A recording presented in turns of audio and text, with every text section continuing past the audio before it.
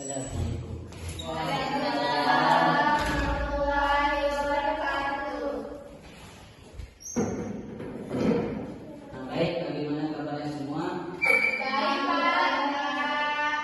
Sebelum kita mulai pelajaran kita pada hari ini, alangkah baiknya kita berdoa terlebih dahulu. Pimpin badan. Bismillahirrahmanirrahim. Rabbi shrahli sadri wa yassir li amri wa hlul 'uqdatam min lisani yafqahu qawli. Rabbi zidni 'ilman warzuqni fahman bi rahmatika ya arhamar rahimin. Amin. Baik, hari ini kita sebelum memasuki materi kita hari ini, kita absen dulu ya. Baik, Pak. Baik. Badan pengaji hadir, Mbak Jara, Hadir, Pak. Lutfi Arami, Hadir, Pak. Putri Nur Khalija, Hadir, Pak. Meli Andaini, Hadir, Pak. Roda Tujara, Hadir. Rika, Alia mana nih Alia? Kalian tak hadir. Kenapa dia? Karena ada acara di rumahnya.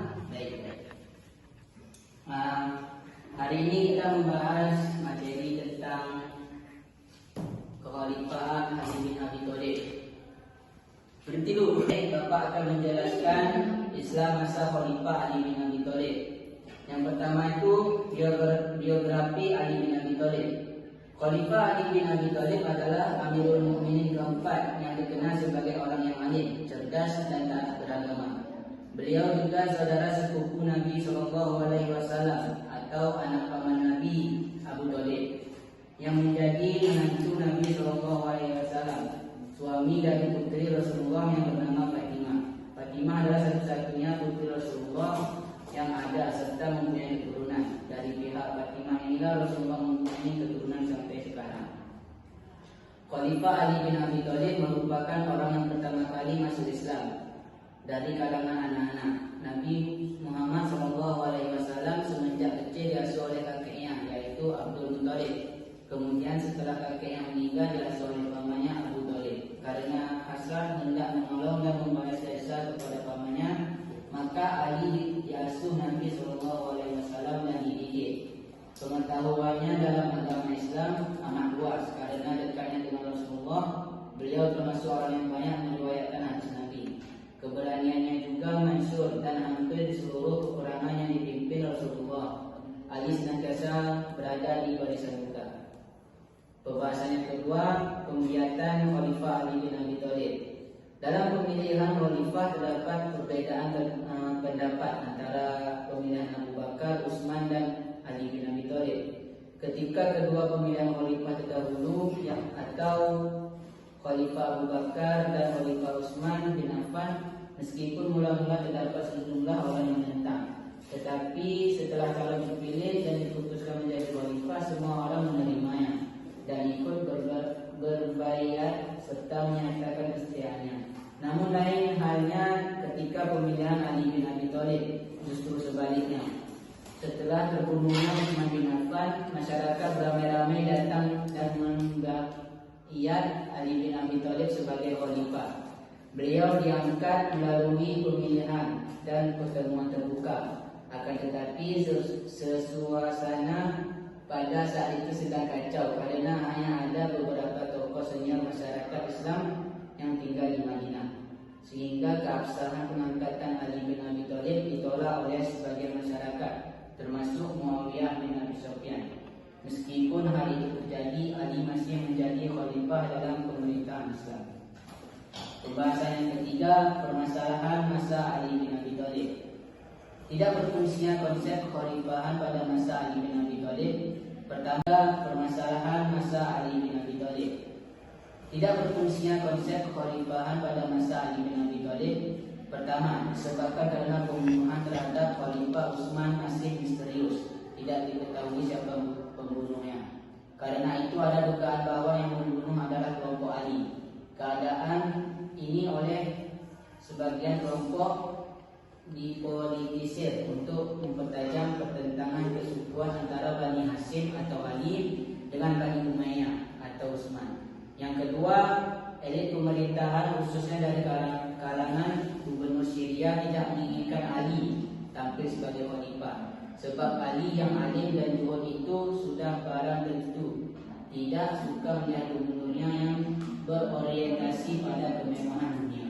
Dengan kata lain, munculnya Ali sebagai khalifah akan merugikan kelompok elit Islam yang cinta pada kedudukan dan kekuasaan. Sedangkan rakyat memimpin kualitas kepemimpinan seperti pada zaman khalifah sebelumnya. Berdasarkan skenario inilah munculnya konsep pemboikotan dan penolakan terhadap Ali sebagai khalifah. Pembahasan yang terakhir, kebijaksanaan politik Ali bin Abi Thalib. Menurut Tabari yang dikutip oleh Syalabi, setelah Ali dibayar menjadi khalifah, ia mengeluarkan dua kebijaksanaan politik yang sangat radikal, yaitu yang pertama memecat kepala daerah angkatan Utsman dan menggantikan dengan gubernur baru. Yang kedua mengambil kembali tanah yang dibagi-bagikan Utsman kepada famili-familinya dan kaum kerabatnya tanpa jalan yang sah. Baik, itu materi yang Bapak jelaskan tadi. Kita akan melakukan diskusi kelompok, yaitu tentang Utsman Ali bin Abi Thalib. Anak silakan membuat kelompoknya. Satu kelompok itu 2 orang saja. Pak. Satu kelompok apa, Pak? 2 orang. Bahkan Pak sendiri, Pak. Kamu aja. Kamu aja. 3 orang. Sama negara Rusia.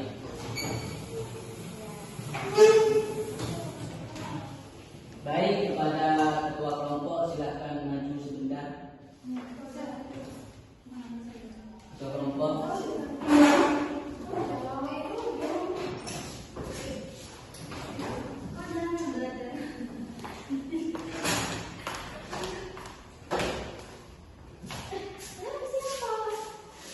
Ya, Kak. Gimana kedua? Sudah.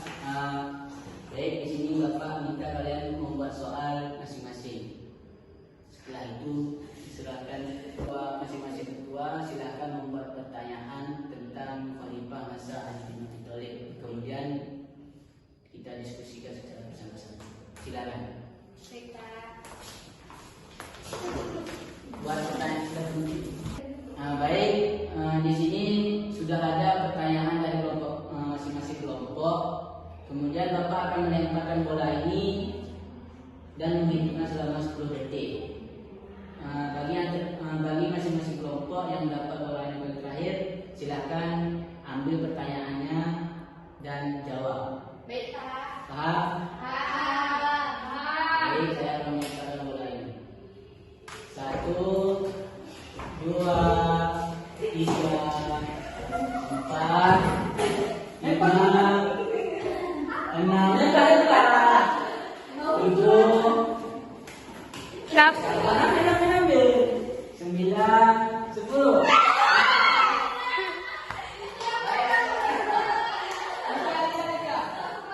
Baik, kepada Bapak Riza silakan pertanyaannya dan langsung jawab saja.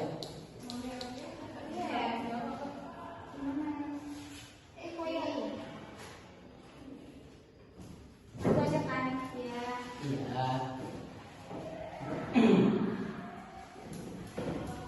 Permasalahan masa Ali bin Abi Thalib. Baik, coba jelaskan. Masa pada Ali bin Abi Thalib, yaitu yang pertama disebabkan karena pembunuhan terhadap Khalifah Utsman masih misterius, tidak diketahui siapa pembunuhnya. Yang kedua tentang elit pemerintahan khususnya dari kalangan gubernur Syria tidak menginginkan Ali tampil sebagai khalifah, sebab Ali yang alim dan zuhud itu sudah barang tentu tidak suka melihat gubernurnya yang berorientasi pada kemewahan dunia. Dan kerja, Pak. Mengingat waktunya sudah habis. Oh iya. Iya, Kita sudahi mata pelajaran kita hari ini. Mohon maaf apabila ada kekurangannya. Bapak akhiri. Assalamualaikum warahmatullahi wabarakatuh.